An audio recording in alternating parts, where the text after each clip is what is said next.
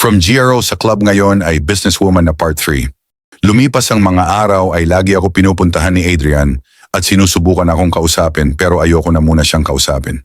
Hindi ko alam kung bakit ako ganito. Kuya Junjun, nung wala si Adrian ay hinahanap ko.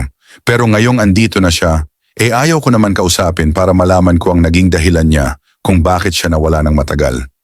Dumaan ang ilang gabi na hindi na ako mapakali kasi napapansin ko na nababaling na ang atensyon ni Adrian sa isang bagong GRO. Sa club namin si Aya, batang-bata pa si Aya, at pag nakikita kong nag-uusap sila ni Adrian ay naiinis ako na, nagsiselos ako. Pero wala ako magawa kasi kasalanan ko din naman kasi ayaw ko bigyan ng pagkakataon si Adrian na kausapin ako. Kaya sa inis ko ay nag-decide na ako na kausapin si Adrian. Kaya hinintay ko siya na umuwi at nagabang ako sa labas ng bar hanggang 3:00 ng umaga. Pero paglabas niya, nilapitan ko na siya at kakausapin na. Ay ako naman ang hindi niya kinausap. Inisnab niya ako Kuya Junjun. Tapos sumabay pa si Aya sa kanya sa kanyang pag-uwi. Kaya lalo ako nainis. Ilang araw ang dumaan ay hindi nagpakita si Adrian pati si Aya. Kaya lalo nagulo ang mundo ko. Hindi ko alam kung magagalit ba ako kay Adrian o sa sarili ko dahil sa hindi ko siya kinausap.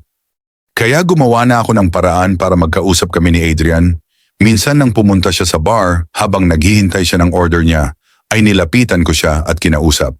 Banat ko sa kanya ay, "Kamusta ka na? At bakit ayaw mo mamansin?" Sagot niya, "Di ba ikaw ang ayaw ko mausap sa akin?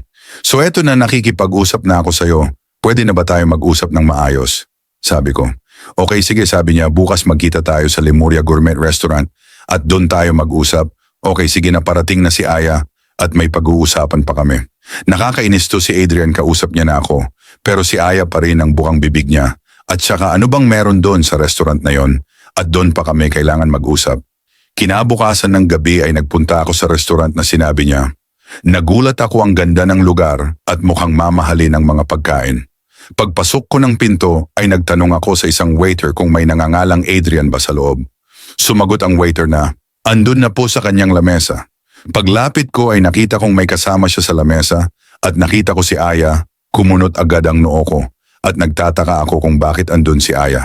Agad akong lumapit sa kanila at nung nasa lamesa na ako ay tumayo si Aya. Sabay sabing andyan na siya, pwede na akong umalis Adrian.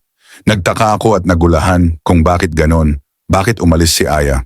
Habang nakatayo ako ay biglang lumuhod sa harapan ko si Adrian at naglabas ng singsing. Comment ka ng next kung gusto mo ng part 4.